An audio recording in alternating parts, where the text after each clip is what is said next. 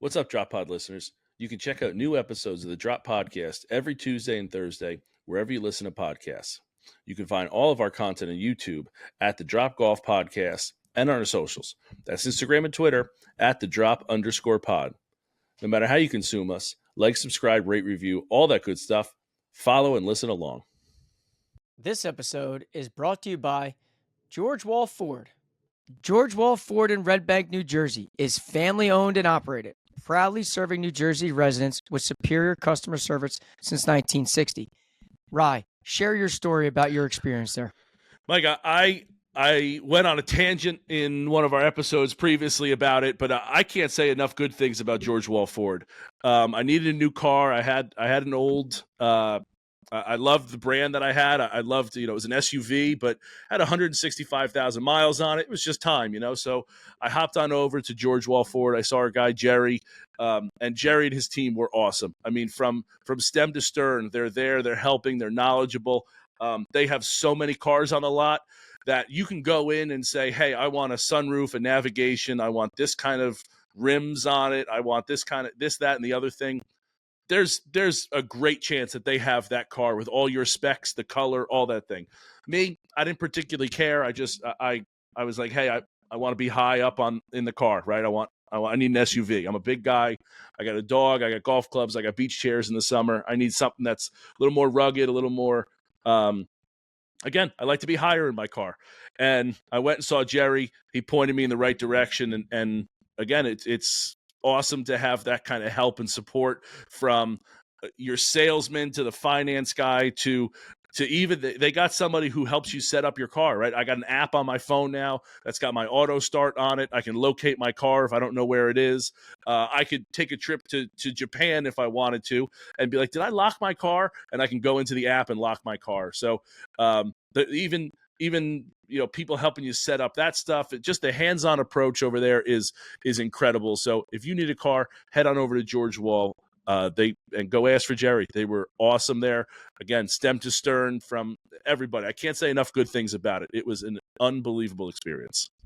So to Ryan's point, there isn't a better place to shop for a brand new car. Just call 732-704-1932 and ask for Jeremy Wall. George Wall Ford in Red Bank for all your car buying needs. This is the Drop Podcast where we talk golfing in the Garden State. I'm Mike Porro, and this is Ryan Coulott. What's up, Drop Pod people? How you doing? You need a mic in order to do this, Mike. Welcome back to Interview Thursday. Mike, we got a doozy here. We had a great time. We've been talking about it all week. We have James Surico, Brian Mackey on. With us sitting in a little conference room kind of area and just enjoyed each other's company. I really think it's a great interview of us talking, guys that like golf from New Jersey that again, just really enjoy each other's company. So it was a lot of fun. We had a great day and I think you're going to see that out through the interview. Yeah, listen, it's getting to the point with us, with them, that it's like just friends, just shooting the beep. That's kind of what it is at this time. I mean, it's to the point where, we stay in touch so often that we kind of see what's going on and we see the evolution of the golf course.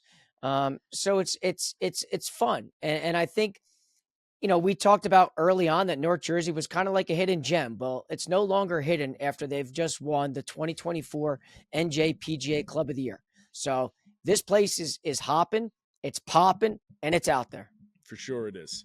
So that was good. I like that. You like Dr. Seuss there. That was straight off the noggin. Love that. That was actually pretty good. That was. So, without further ado, we're going to send you to our interview with James Surico, Senior Assistant Superintendent, and Brian Mackey, Director of Instruction. Enjoy.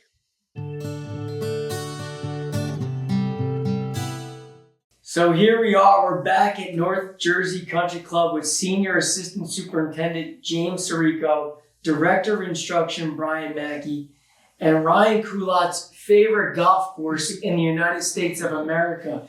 Boys, thanks for coming back on today's show. It's our pleasure. Yeah, thanks for coming. Oh God, appreciate you guys having us. And yeah, it is.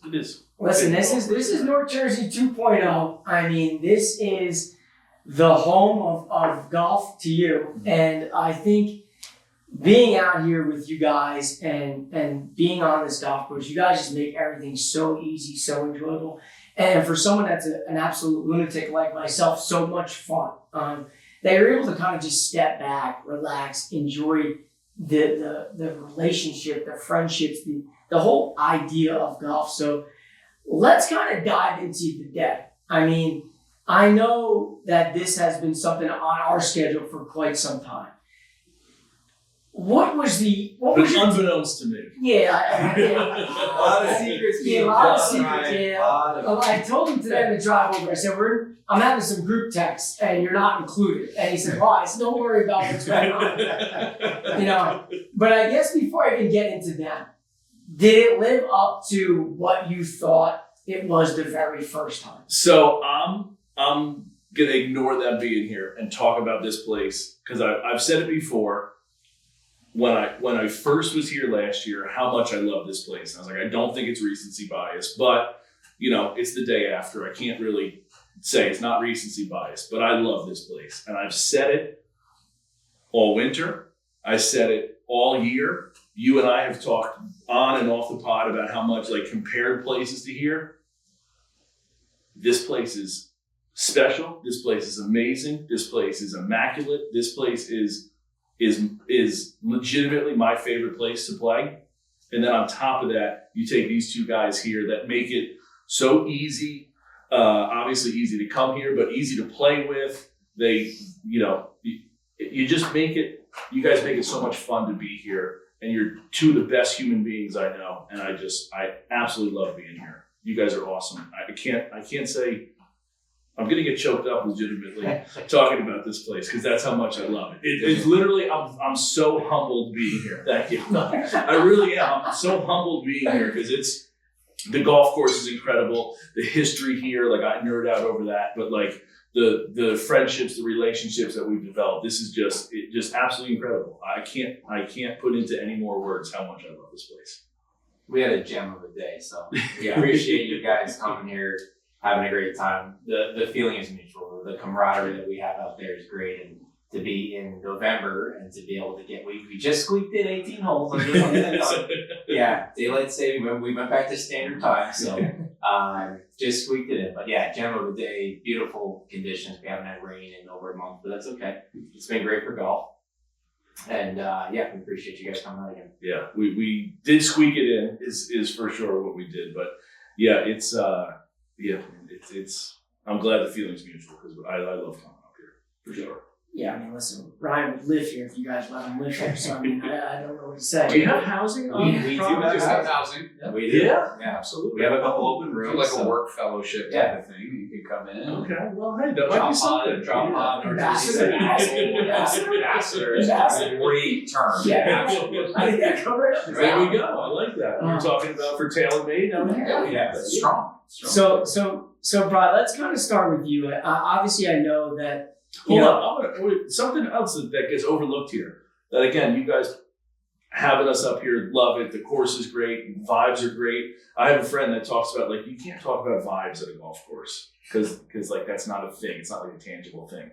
And I always tell them shut up because it is a tangible thing. You can talk about vibes for a golf course, right? Talk about vibes. I mean, look, we got pizzas. Pizza's coming in here, and it's this is two of our favorites. We got Freddie and Christian here. Delivering some new guys. That's phenomenal. I have no idea what it is. We have a pizza chef, Jim, here that makes absolutely phenomenal. Thank you, fellas. Thank you guys. Appreciate it. He owns his own business and works for us in the kitchen now. He does an unbelievable job with the food, and our chefs are unbelievable. So I am good. He's looked tremendous. So you can't eat yet because you need to talk. Yeah. Okay. So where I was going was again going back to the vibes here and how good it is, right? We got Mike to drink and eat something today, and he hasn't done that all year. It's incredible if we can get him to have a cocktail, and he had peanuts today. It's more I've seen him eat in 2 years. Vibes were immaculate, especially after the 9th hole. That was a big hole for everybody. Yeah, it's true. Yeah, it's true. It is. I think that's this place is a lot about that. I mean, we're very fortunate to have a world-class golf facility. In my opinion, the staff here is tremendous, but the culture of the members is really what it's all about. That's the environment here. When you come up here, people can't wait to get here after a day of work, or if they're taking a day off or bring their kids up here. It just has a sense of magic about it. So whether it's an all male, member guest and, get food and drinks, or if it's just coming out at night to play with your kids, there's something about this place. So vibes are, I think, that's a great way to describe it. That's what makes this place what it is. Because you can take a golf course, you can take a great golf course. It's all about the people that are on it, and the type of experience you have when you're on a golf course. And here, people hate leaving here. So, at certain points of the season, maybe the staff doesn't like that, but that's part of it. You get into this business, from our side because you like working with people. It's the hospitality business, whether you're working on the green side, the golf side, or food and beverage. It's all about the people. So, to be able to have you guys as guests or honorary members, Ryan, That's what I like. it's, we're always about putting on a show and making sure that you guys have a good time. And we strive to do that with our members, their guests, their family. And that's a big part of what makes this place so special. Yeah, it absolutely does.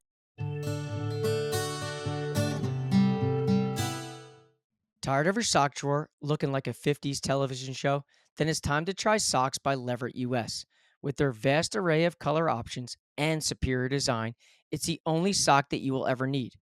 Whether you play golf, tennis, pickleball, or are just on your feet all day, Leverett socks will enhance every step you take. Made from 97% nylon and 3% spandex, Leverett socks offers advanced moisture-wicking technology, odor-resistant fabric, durable and elastic construction, exfoliation components, and a blister-proof design. The performance of the socks are unparalleled in the market today, and they by far have the most color options in the business. Whether it is a holiday, seasonal, or event-based, Leverett US is consistently expanding their color options and designs. For those golf professionals, business owners, and merchandisers out there, Leverett US also offers a custom sock option. Fully customize your sock from heel to toe. With your logo on the sock and on the packaging, they are a perfect way to promote your business or make a nice margin in your shop or retail store. Throw a little text on the back heel and really take your custom sock to the next level. Leverett US is the only sock company you will need to address the one missing fashion piece in a person's wardrobe. For more information on Leverett socks, go to www.leverett.us or check them out on Instagram at LeverettUS. And don't forget, your outfit's not complete without Leverett on your feet. Well, it's like we talked about. I was telling you on the 6T box, our grounds motto is create a memory. Yeah. Create the experience for every member, every guest, any person that steps on this property. Make it a memorable experience for them, and make sure that they leave feeling like you, saying that this is the best experience, this is the best golf course that they have played. From the time that they enter the entranceway, they meet Sergio at our bag drop, right? And he sets you up, he gets you ready, and you take a lesson with Brian. You come inside and you eat, you go play the golf course. Everything as one big package is a memory that you're going to have for that day, and that's really important to everybody as a staff. And you saying that actually kind of hit, as a kid say, hit differently, right? Because for me, I think like when they like make an experience like that, to me, I think like food and beverage, maybe like the golf pros are doing that. But to think that the superintendents and like the grounds crew are thinking that as well, it's not something I thought that you guys would from your side of it. And again, I'm not trying to diminish your job because it's gravely important, but like to think that the superintendent is like, hey, we need to put the pins in correct spots so that we can make an experience today, or we can, we need to make sure that this is shaved this way, or this is, we got this tee box here, like that's super detailed that I didn't think about. And I know, Mike, I'm gonna speak for you. I know you don't think about that either, because it's not a forward, front facing. These are the people who we think are making the memory. We think that it's the food and beverage. We think it's the golf pros. It's all the tangible stuff, Yeah. But that's super under the radar, but it's for sure maybe the most important. And that's, but you're touching on a very important topic. in order for a place to be where it is, not for nothing, us achieving, and earning the club of the year, there's so many people involved in that. And a lot of them, which you would never think. But, the fact that their side, the greens and browns, the food and beverage, the golf pros, that is a testament, again, to the culture. Everyone buys in. What's the vision? What are we looking for? Right? And I've worked at clubs before where that's not the case. And it's very evident. So to be at a place where everybody's working together towards a common goal is what creates success. And it's not an easy task, right? Because these guys work crazy hours.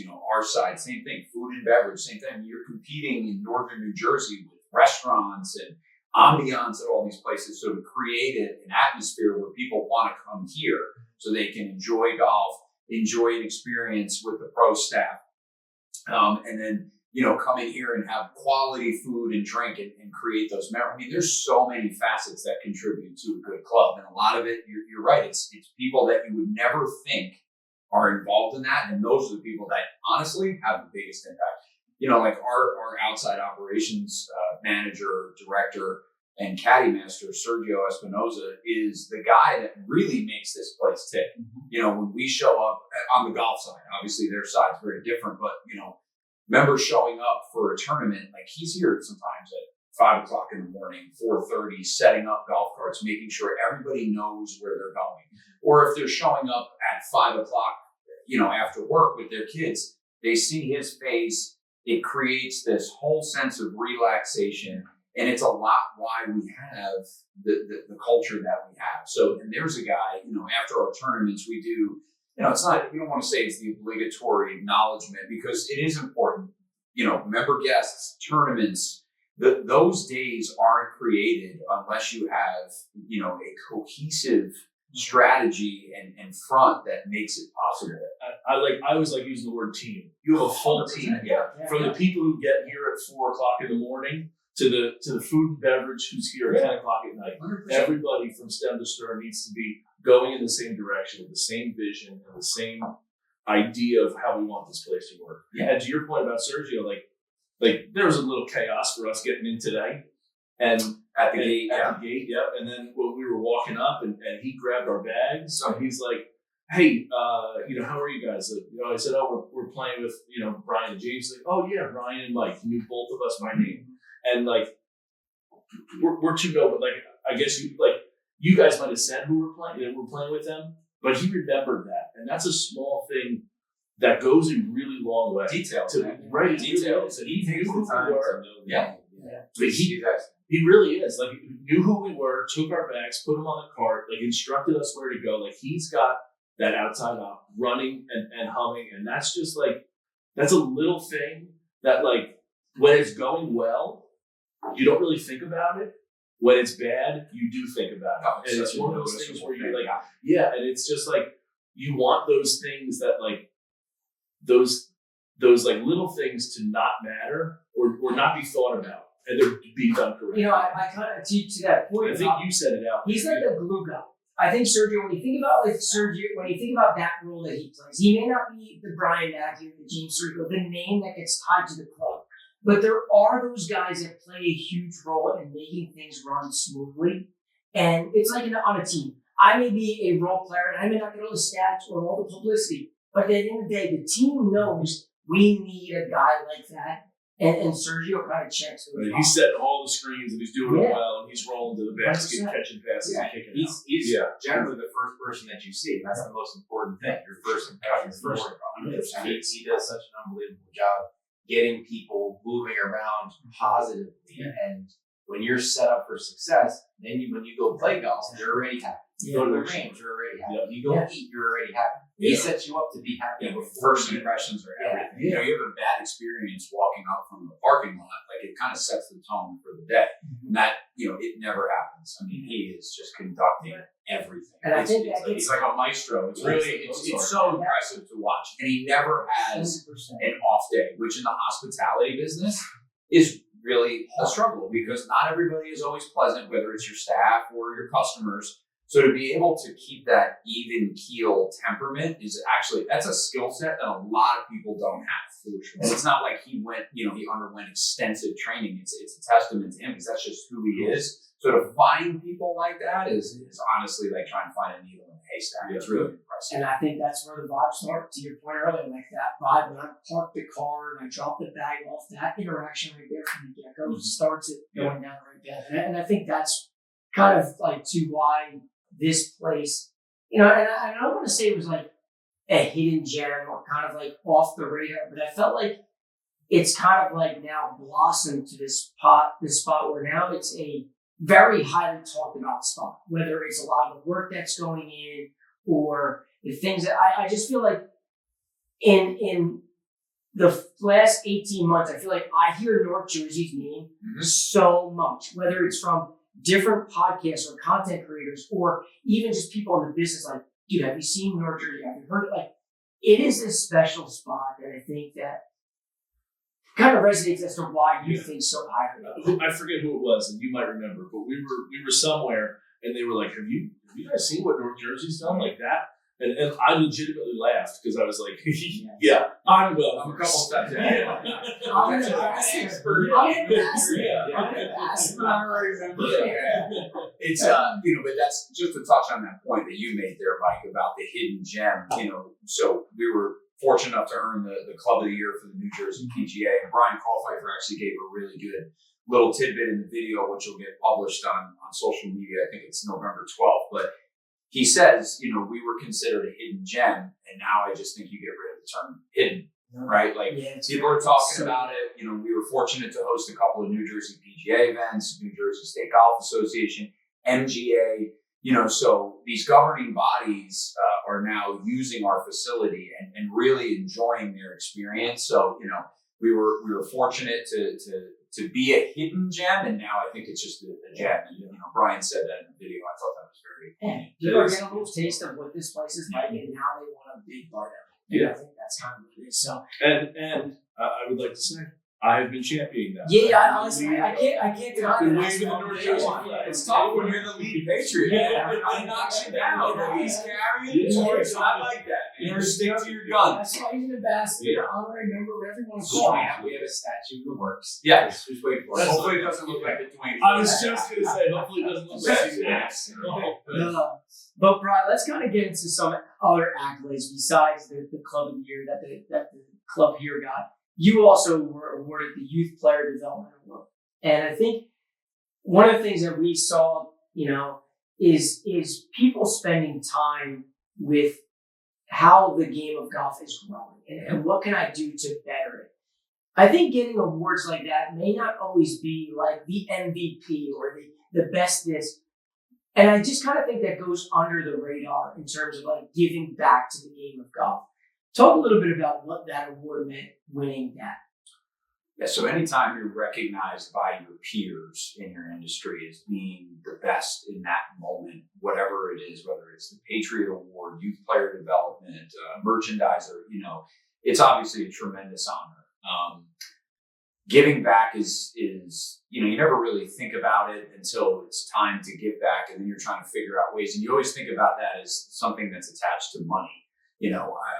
Hopefully I'm in a position one day to give back monetarily, but to be able to give back to the game that's given me literally everything in my life means the world to me. And this place, North Jersey, has been extremely supportive. Brian Crawford, head golf professional, my second year working for him as his lead assistant at the time, he said, we really need to bring back junior golf to this place. We were coming off of COVID, where everybody was obviously very apprehensive about large groups being together, and we got past that, thank God. And Brian said, take the reins on this and let's go. And I was talking to Ryan about it on the golf course, and so the first hit, we had 60 kids register for the PGA Junior League, which was a lot to navigate, but we did it, and hopefully, and I think based on feedback, a lot of the families were very happy with it, and I think they were, simply because here we are 5 years later, and we still have 55 plus kids registering every year, whether it's for the spring and summer session. And this year we hosted a fall for the first time. We really actually didn't publicize it to the club. We still had 20 kids sign up. So that to me is, yes, is it giving back, but it's, it's a testament to the families here, the type of membership we have. And it's extremely humbling, to have parents, friends, entrust their, kids' experience with me and the guys that help me. Shane, Sean, the guys in the shop, Sergio, it means a lot to me. So I take that very seriously. And every time a kid wants to come up, get involved in a program, take a lesson, or just have a conversation about what they were for Halloween, those moments spending with them, youth player development goes far beyond just, hey man, you got to hit your 7-iron better. It's having a conversation, giving people the time of day, making them feel special in that moment, because they are, right? Everybody's just looking to connect. And so to have, achieve that and earn that means a lot to me. I always say this, like, kids that grow up in golf, in 2024, you see the youth is having a tough time communicating, we'll call it. But golf kids don't, like caddies don't, like they know how to talk to people because they got to spend 4 Because hours. you're interacting with people. You can't use a phone. And listen, we're all guilty of it, right? We spend so much time on the screens now. But when you're on the golf course, and I think Tiger even said it about Charlie. He said the biggest thing that he hates about, Charlie on the golf course isn't, it doesn't have anything to do with his game. It has to do with the fact that between shots, the kid gets on the phone and he's not looking around and soaking it in. Like, look where you are, right? And this is a kid that obviously gets to go to a lot of very special places and experience things that are, differently than a lot of other kids. And he's on his phone. It says a lot about that. It's a whole other topic, but you're right. The kids being outside together, feeding off one another, interacting with golfers and just nature, it's huge. And going back to it, I mean, listen, none of us in this business are here alone. Like we have a lot of credit to give to the people that got us here. Like, I think about the guy that I learned from. My first job at a golf course was, and I don't know if I can say this on air, but I was 14 years old. I wasn't really technically supposed to be working yet. It wasn't legal, but I just wanted to be part of something involving golf. And I won't use his name, but he was the head pro at Spook Rock for many, many years. He's a very accomplished player and a distinguished gentleman. And he said, I can't hire you. I said, well, can I work for range tokens? And he said, sure, if you want to work for range tokens and free golf, we'll arrange that. And that to me was the greatest thing, so, and I watched that man hit golf balls and talk to me about X, Y, and Z. And I watched him give lessons to juniors and adults and navigate a staff. And that is what frames the future generation. So without the people that I've worked for or observed, it doesn't happen. So to be able to be in a position now where you can kind of hopefully have that type of impact that those have had an impact on me, it's pretty humbling, sobering. And when you get awarded that, it's just the recognition for you. You're doing stuff in the golf world, but you're also teaching them how to be young men and young women. 100%. It goes far beyond golf, in my opinion. It really does. That's great. And for the culture of the club, from outsiders' perspective, I view a lot of this just from when I'm out working. It's amazing to see what he and the club has done to bring families out those nights, to attract them to the club, to give them a reason to be here. And then on top of that, to see kids practicing all the time. Yeah, I mean, so cool. it's amazing. And the culture that has been established here, and him and I started in the same year. And to see that progression has been great. And I really enjoyed seeing him on that board, honestly. It's really cool to see the change in the club over the years and how much impact that he's had on the kids. It's great. So even just throwing it to the same example, when we finished 18 and those kids were walking off, they were putting or wherever they were those kids of yours? Mm-hmm.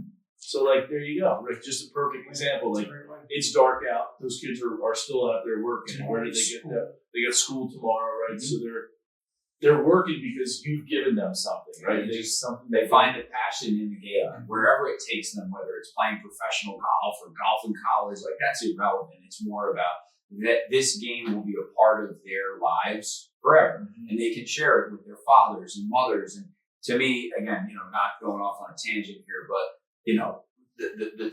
what the game has given me to have the relationship that I have with my father, and without getting choked up, is everything. So now when I see these kids out with their parents, like when we were, thanks man, there you go. Like we were standing there by the shop and, we had a member and his son walking by and, they were out there in the pitch black together and leaving there.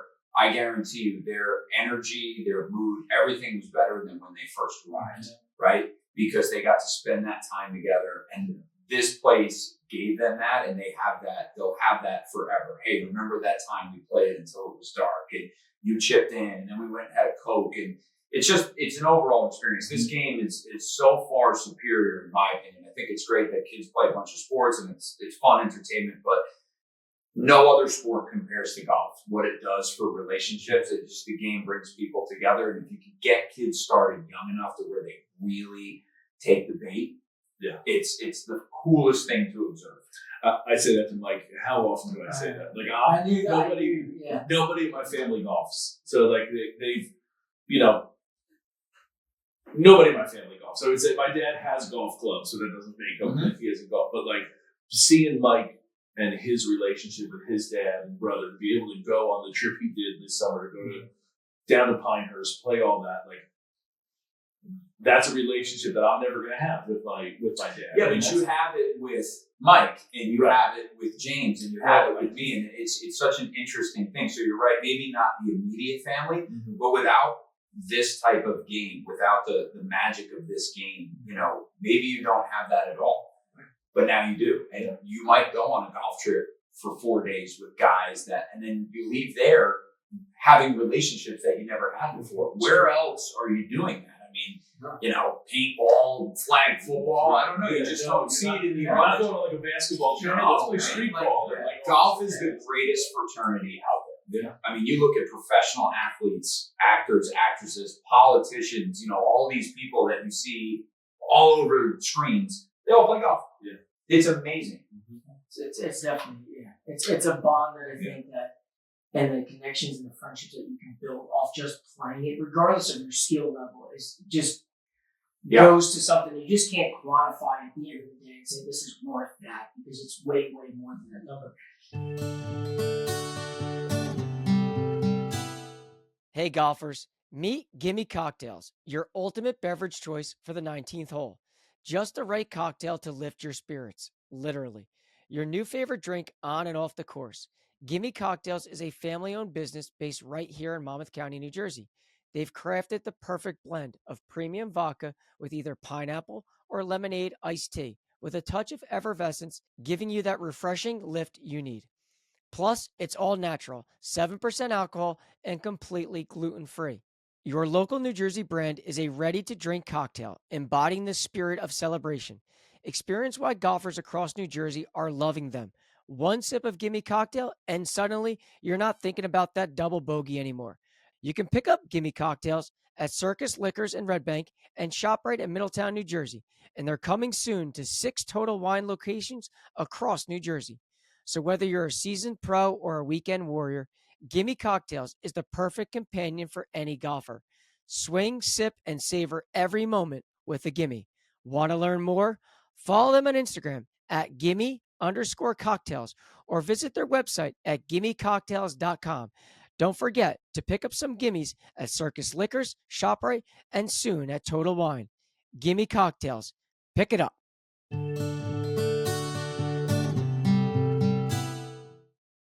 But when we get back to the golf course itself, like the place is always, from what I hear and then experience now for a second time, it is just always in very good shape. And I think, James, some of the things that you guys are doing, especially to number 10, I think is going to be one of the things that's really going to be talked about leading into next year, hosting a few major championships and obviously continuously holding events here.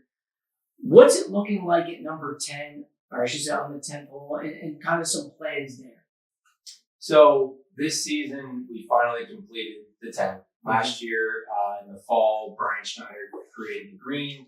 We rediscovered the green site to what he feels is the original green site. There's a big rock outcropping that sits to the right side of that green, and we had to hammer out the inside of there to build the greens cavity and to create that green surround, and it's a really stunning site. So we created the green and kind of the approach area to kind of massage it and get it ready for what will now be next season opening. But this season, in conjunction with our irrigation installation, we completed the rest of the fairway, massive fairway.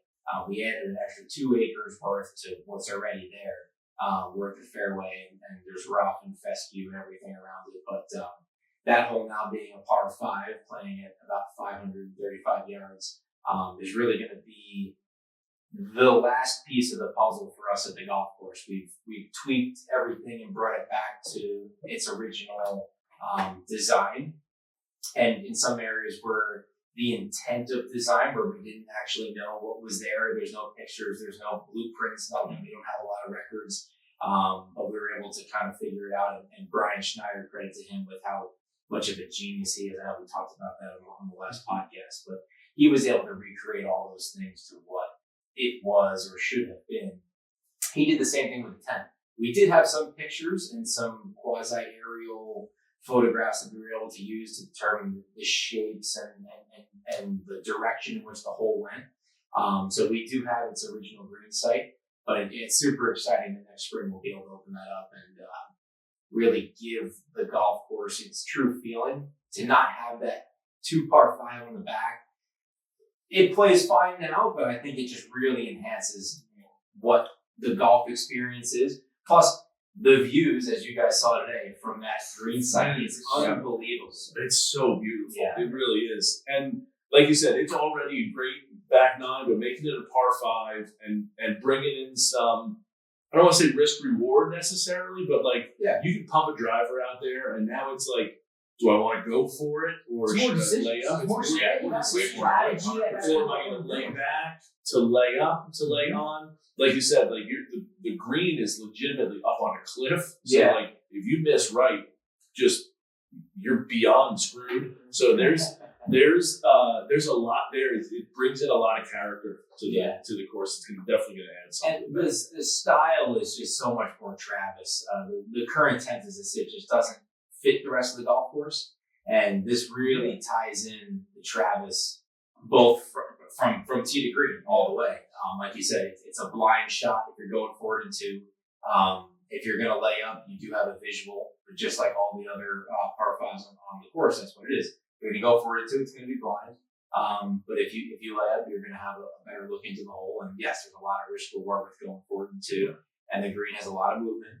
And there's always one area to bail out in, and everywhere else is pretty much death. But that's the beauty of Travis. I think the greens having a lot of movement is an understatement. Massive understatement. Yeah, massive understatement. Because, I think even someone like me who's an optics guy, like I like to aesthetically look at the place and be like, all right, I love this spot, or it just doesn't suit my eye, and I know everybody's different. I feel like for someone like me, I constantly have my phone out there saying like, wow, that's going to be a great picture, or man, the color in here is great.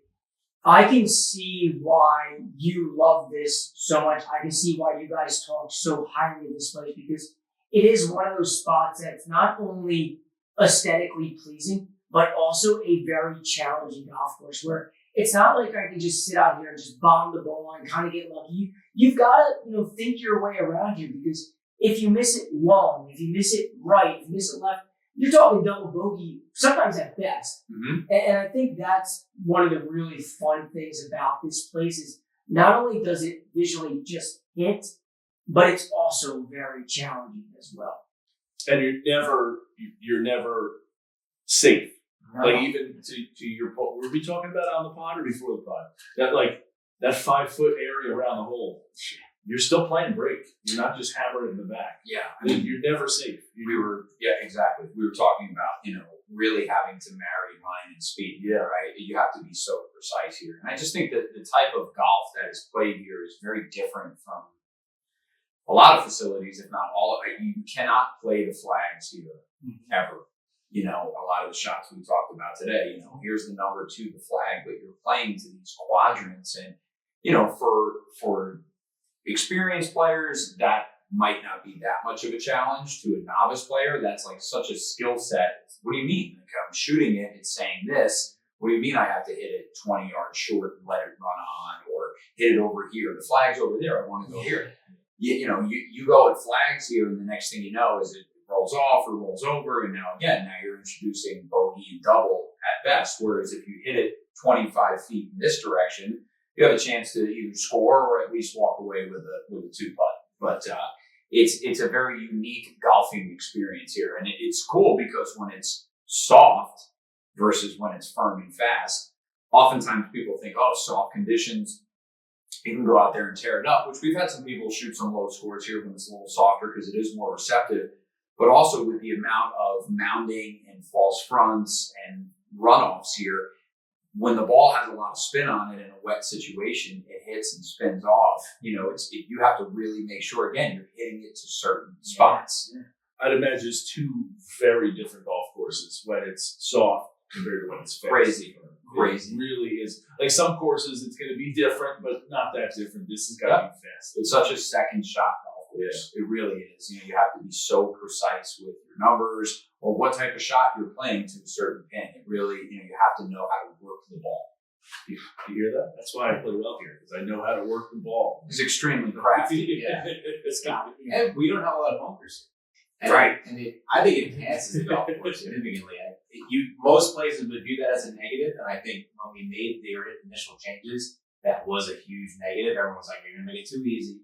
You're going to take out all the bunkers, all these different things. But the way that we manage these runoffs and these expanded approaches, and a lot of golf courses are starting to kind of make some of these changes as well. But I think that it presents a whole different challenge, but at the same time provides a lot of different options. And we manage them very differently than you would manage, I'll say, a bottleneck approach with bunkers on the side. Mm-hmm. It doesn't matter how you manage that approach, but we manage our approaches all around the green, just like the green, because they need to play just like the green. I think that's super important to the experience that you have when you play here, and it makes it challenging, and it makes you have a lot of options, but you also really need to be precise with how you manage that. It's so funny you say that, because was it 9? I thought you hit a good shot and ended up rolling into the bunker. 9 or 3, coming back to the clubhouse. In thought 3, yes. And I like, you hit it, and I was like, that's going to be good. But to your point, like, you're going to roll it up. You got to transverse the ground game needs to be there. Yeah. And I didn't know how it was going to do it. It just kind of rolled up and then rolled in. And most of the members here will know almost the minute they hit the ball, because the amount of time someone's hitting a ball into these greens and it's hitting, stopping, and spinning, very rare. So everyone is playing that, kind of ground game where it rolls up. So that shot in that particular situation, the minute it comes off the club and you look up and you know it's a fraction left, because it's going to hit and it's going to take that contour. We use number 4. Right. Everybody knows, okay, you're never going at 4 green. You have to play to the right because you have that immense slope over there. And, for someone that's never played it, if you hit a shot and it's right, they're going to say, oh, that's right. And then you get up there and you realize that ball has, carrying down there, whether it's next to the pin or in the middle of the green. Whereas if you go at the center of the green, chances are it's hitting short, running off left, and then you're in a bad spot. So again, it goes back to the fact that you can't play to the flag directly. You have to understand the terrain. Yeah. And I think that forces people, and whether it's kids here or players here, to play the golf course in a time where a lot of people are like bomb and gab. Mm-hmm. This forces you to play golf as opposed to just, I'm going to bomb it out there. Let's figure it out. Yeah. And I know this is not a question that we had spoken about at all, but do you guys have a favorite hole out here? I mean, because when I sit back and I think about this place, and I think about, man, I know my phone's out all the time, snapping this photo, snapping that photo. But for you guys that kind of like live here, is there a favorite hole that you're like, you know what, this is my hole here? Do you have one? So I in my DMs on Instagram, I'll be honest, I get people saying you post this hole too much, that hole too much. Yes. I'm joking, of course. But we're gonna have more drinks. Yeah. You do one more. Another round. Everything. 5 more times. So people like to joke with me, and I love it. But nothing beats DMs. Listen, I can tell you firsthand. Yeah. Even on mine, I can tell you. Listen, we can have a whole podcast on the DMs.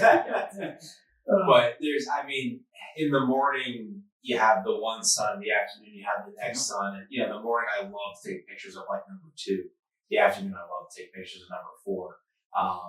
Driving up onto 12 fairway and like 14 tee and looking out over the whole golf course. Just when you need a moment in the middle of the day, that's where I go. If I just need like at lunchtime or something, I'm just gonna drive up to 12, sit there, look at the view, relax for a minute, refocus. We always have a million things going on in the day. It's just super stressful. That's the place to go for some serenity.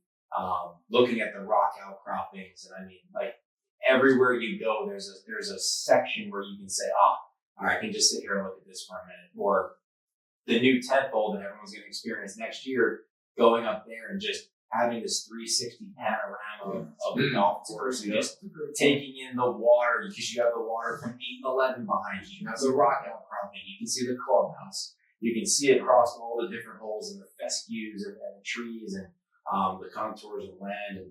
But we were talking about up on number 9, looking out at, as you're waiting for someone else to hit on 9, you're looking across the whole back 9, and then you crest over the hill and you see the clubhouse and you come down to 3 and 9. Yeah.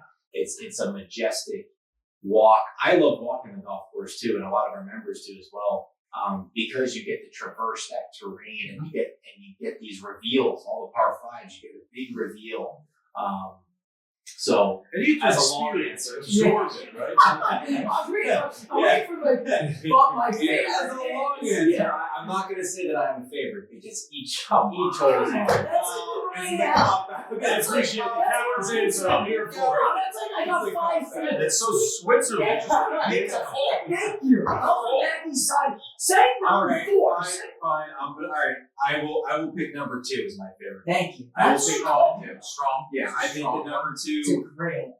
morning and afternoon, has 2 different lights, but to play that hole with the fescue, the single tree on the left, the shoulders of that green and the shoulders of the bunker, and I think that hole has everything that is Travis, and that was the first time I came here that I was most enamored by out of all of them. So there you go. Yeah. So gosh. And that's You guys gotta get in there. I appreciate the coward's answer. No, you go. I'm going to want A through Z. Let's talk about this. He wanted to give that answer early, but he did the right thing. He did the right thing. He did Travis in a lot of context. Really. But to your point, that one tree, I even think, and Mike knows, I don't take my phone out during the rounds, almost ever. And I was on Except for on 16. I take it out almost never. You know what you called a lot of issues. I don't even know about it. I'm just gonna blame you for my bad. Yes. But 16 was a problem. Right. You just went wild. The world was erupting around you, and you just were on your phone, and that's what it does to you. It just removes you from reality. I went a 5-minute sprint trying to get a club. He's running, he's chunking, I'm hitting 99 to 110. It was a lot of excitement. No. So but I did take a picture that I was like, ooh, that the way the sun was hitting for whatever the afternoon was, that lone tree hit me today for whatever reason. It was sitting on the box, and it was like that was and for whatever reason, it was just like that one tree is not oddly placed, but like it's different to see. Just usually you see like a bunch of trees, right? Or you see no trees. One big enormous tree. That it just, I don't know, but you mentioned that. I was like, it does. Did I miss something on 16? We're going to say that when we're done. We'll turn the microphones off for that one. All right, bro. Give me an answer, because I know that, you're like me. You're just going to say, here we go. Favorite hole, go. Favorite hole to play from tee to green is 14. 14. Yep. I think, it offers a lot of, you can make a bunch of different decisions off the tee, right? Depending upon where the pin placement is. Because it's a good short par 4, right? That offers a lot of risk reward. Now, personally, I have never driven the green. I dream about one day pumping it into the middle of that green. I've watched people do it. I just don't have the miles per hour driver. But, I've hit it up close, and, you're able to kind of maybe nip a little wedge in there, but that's a whole other thing. When you get close to that green, it's very challenging. You could lay back off the tee and have a full wedge, which gives you a chance to kind of, put a little bit more spin on it, and just the view of the hole. So I really enjoy being that, that elevated tee shot. You're exposed to the wind. going left is rough, obviously right, you can't miss. So, and it sets up for a draw, which I like to see. So playing that hole is a lot of fun. I think it offers a lot of different challenges. I love the second shot on 5. I think that green contouring, it offers these little different quadrants, and I love seeing the ball kind of shape into there from different angles. I think that's awesome. I haven't played it yet, but I will go on record to say I think the best hole, in my opinion, is going to be the new 10. I think that is going to be the signature hole of the golf course. Just standing on 10T, looking out that way, seeing that green perched up in the distance, the rock outcroppings, being able to stand on 8 tee box now and kind of look left and see over that green and through to the clubhouse. I don't know. It's going to be like a really awesome new addition to the golf course. But currently, to your point, right to it, playing number 14 is my favorite. Cool. So I went in initially and then diverted out. Yes, I like to do the weave. Yeah. Just went I'll out. tell you, people, listening, it's like, just you're gonna get there. Oh, yeah. So I could get going too. How about you guys? So you've been here twice. Oh, I love What's your? I'm gonna put it back on you. What's your favorite hole? And I know what Ryan's is. It's not the 19th hole. Yeah, I think it'll be fantastic. it's a great question. Man.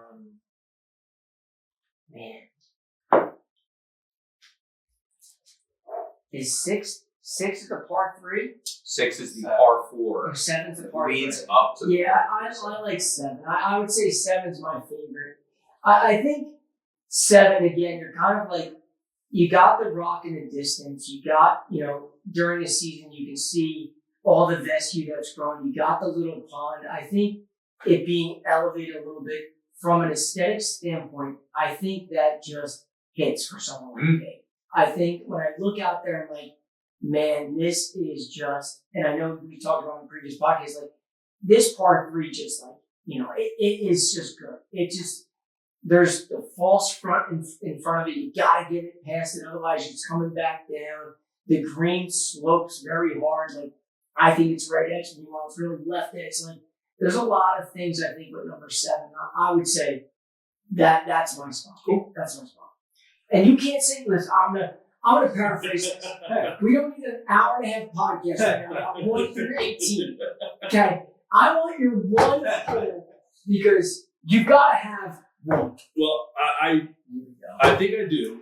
I'll say to your point that 13 is another par 3, right? Correct. That 13th hole is so good. Yeah. Mm-hmm. Agreed. Gorgeous. And gorgeous. And again, I like the rock outcroppings and all that kind of stuff. But to the point, you have water and the rock outcroppings, which is why I would say 7 would be a little bit more ahead for me. Then Wow. Oh, I didn't give you my favorite hole yet. I'm just saying. He's weaving. But why I like 7 more than 13? We're on the same. For me, I mean, I know you guys are gonna laugh. I do love the 4th hole, and I know I birdied it the last time I was here, right? Somehow, somewhere that was coming up. I knew On the podcast. I knew One way or another. Whether you hate that one. You guys heard that I birdied last time? Where'd you do that? So viewers. it was not a great Not hole today. once. Not twice. I'll tell you why, and I think it's underappreciated. I like being backed up to the driveway. Like there's something about it. Like you're kind of on the edge of the property. It feels like all the way to the tee. a neat perspective. Yeah, it was very interesting being like no other tee shot are we backed up to something like that. And I don't know it like you see people driving in and or if you're driving in, you see people on that tee box. You're like, okay, it's kind of the first hole that you see coming. I really like that aesthetic. Now, not every hole should be backed up to the parking lot or anything like that, but like I really like that tee box there that's way in the back. Cool. So par 5 in the back, right? Yeah, it's really good. And then obviously the green complex is just fantastic. I think it's got so much character. Everything about it I love. And I'm trying to give you a par 5, not a par 3 too. So that's kind of. And as you're pulling out this evening, it'll be the last. It'll be bit the of last the thing golf you course see.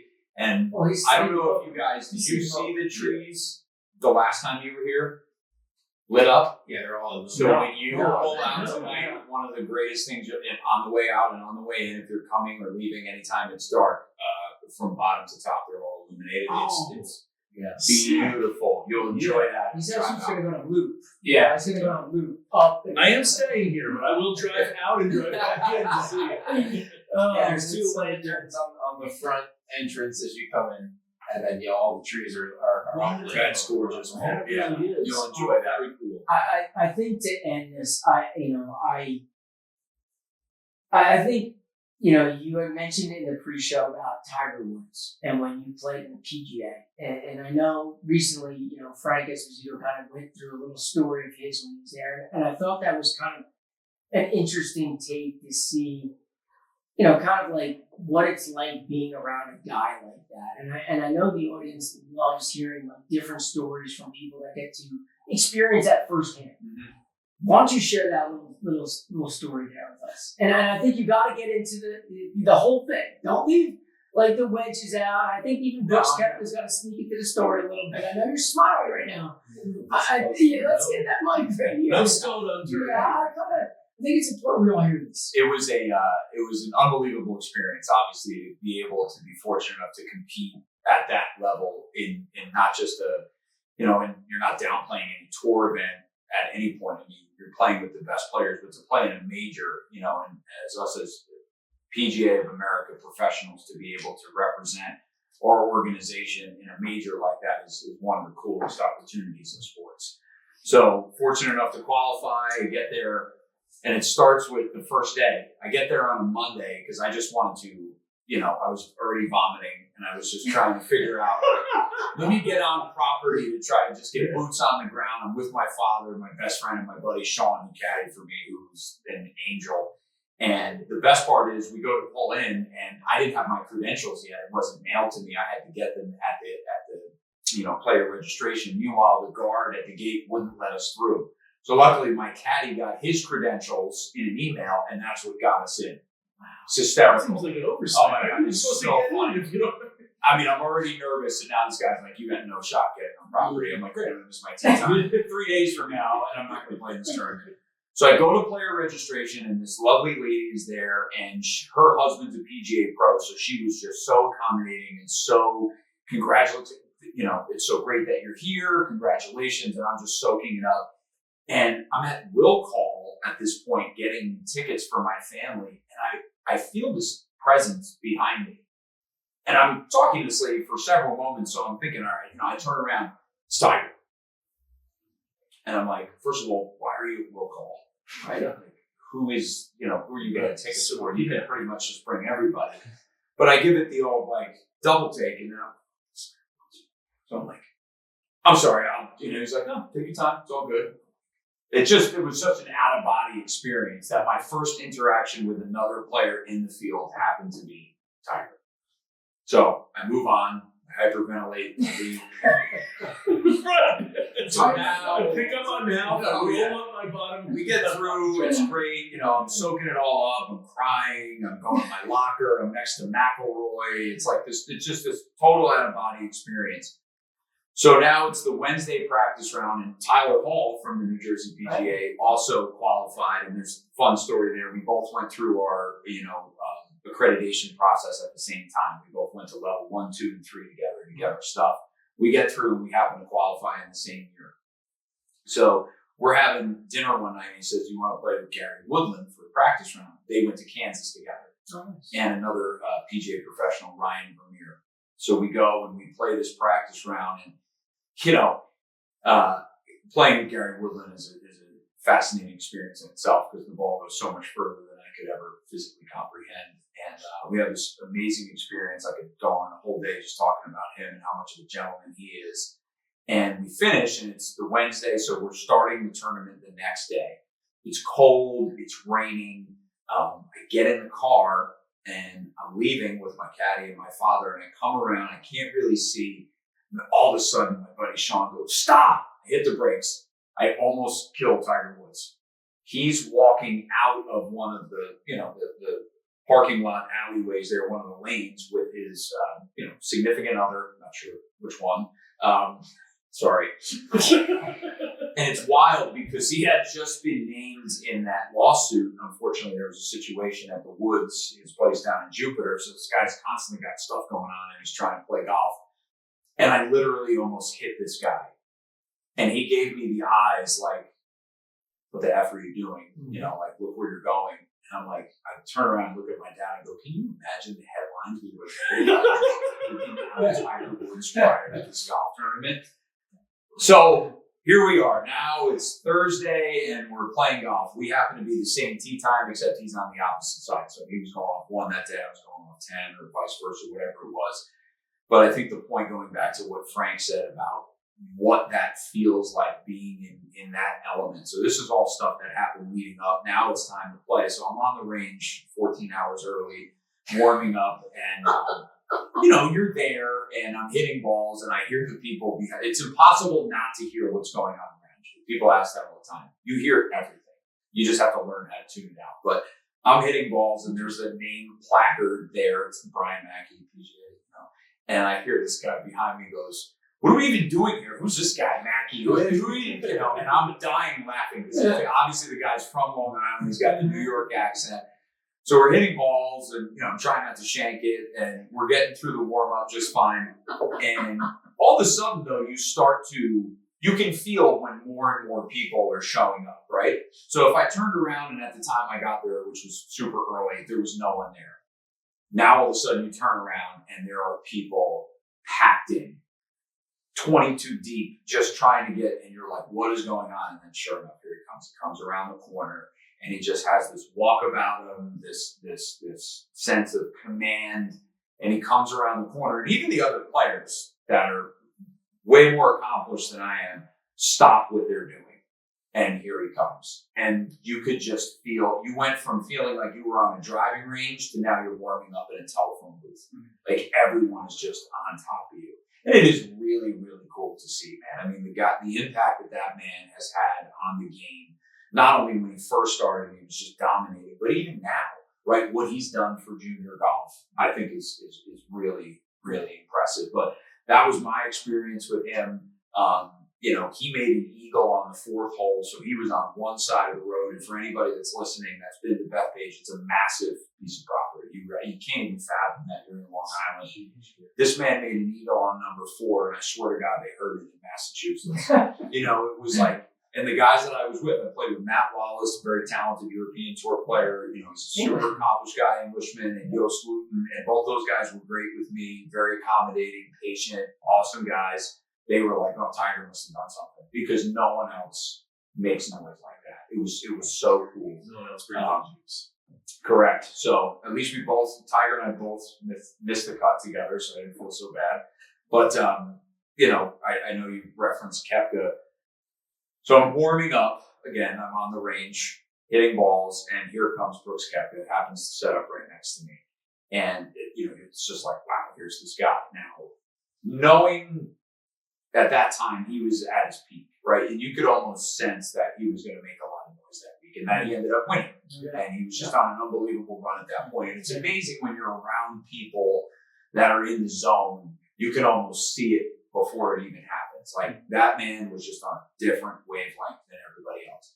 So we happened to just be going through our warm-ups at the same time. So you're flipping wedges and, you know, and all of a sudden you're into irons. And so then he gets to the driver. And unfortunately for me, we're really only, you know, the only couple people on the range at that point. So everybody's watching us. And I am hitting it as hard as I possibly can. And I'm looking up at the Jumbotron, which everybody can look at. And my ball is going 65 to 70 yards shorter than his. And I don't even think he was hitting it that well. So I just turned to my caddy after he hit a couple drives that were well north of 300. And I was mauling the ball and landing it at 245. It felt like I just said, you know what, give me my wedge back. I'm not dealing with this. Because I didn't need somebody posting me on Barstool saying, like, Club Pro, Koepka, here's the difference. And, you know, I didn't want to give anybody any ammo. So I went back to flighting wedges and, just watched that guy just make a different sound and move through the golf ball like someone I had never seen. And then he shoots 63 round 1 out there, which was incredible. And then went on to win the golf tournament. So it was neat to, as much as I wanted to play better, I missed the cut by only a couple shots. I was really proud of the way that I represented myself and the club that I worked at the time. But to be in that, setting, to be at that level and interact with the people that I did, to see how it really gets done was very educational for me. Very grateful for that. And I think to kind of like even put it in perspective for guys like us, like you look at Koepka and you hear the ball coming off his club, it just sounds different. It's the same thing for us. Like we watch you and we say like, man, I wish the ball came off the club like that when I hit it. Meanwhile, it doesn't at all. So it is, I know you may want to downplay like your ability as well, but like we as non-competitive golfers watch guys like you hit and we're like in awe of that. So, it's all relative. It's so funny. Yeah. I started keeping a handicap this year because we have a lot of fun with our members. They're great and they want to play with the staff and they really enjoy it. So there's a couple members, I'm not going to mention any names, but they're always like, "You're a +5." I go, if I was a +5, I wouldn't be working here. Yeah, right. So to then talking about what I said about being at the PGA that year, you're watching guys that are well beyond the +5s. This is, but that level of game is so far out of the realm of what people actually think is possible. It really is incredible what these. And on the female side as well, you're seeing that game evolve like crazy. I mean, look at Nelly Korda, look at Charlie Hull. I mean, the things that they're doing distance-wise and skill-wise, it's incredible. It's absolutely incredible. It's just a whole nother cut of cloth. And you have to respect it. You have to respect it. I think that's the truth. Yeah. But listen, I can't thank you guys enough. This has been, I know, a kind of a secret that we kept from Ryan for a little bit now. And I had teased him for quite some time until finally I was like, can you just tell me where we're going that day? So I think for guys like us, when you're putting like the icing on the cake of the 2024 season, like finishing here with you guys in his favorite spot in the whole damn world, I think, we're beyond thankful for that. So I want to make sure you guys hear that. Yeah, absolutely. You guys are great. And like James said, just to reiterate, we're very appreciative of what you guys are doing for the game of golf in the state of New Jersey and getting it out about different job titles, different facilities, public or private. I mean, ultimately it's the game. It's bigger than all of us. And it's given us, it's giving you guys this whole new career path. It's given us careers and a lot of memories. So we're very grateful for you guys and thanks for always wanting to come up. And you're always welcome. I appreciate it. I'm going to take it. Yeah. Do it. Always welcome. Thank you so much. This has been awesome. Cheers. Really appreciate it. Let's dig into this pizza. Yeah. Yeah, let's go.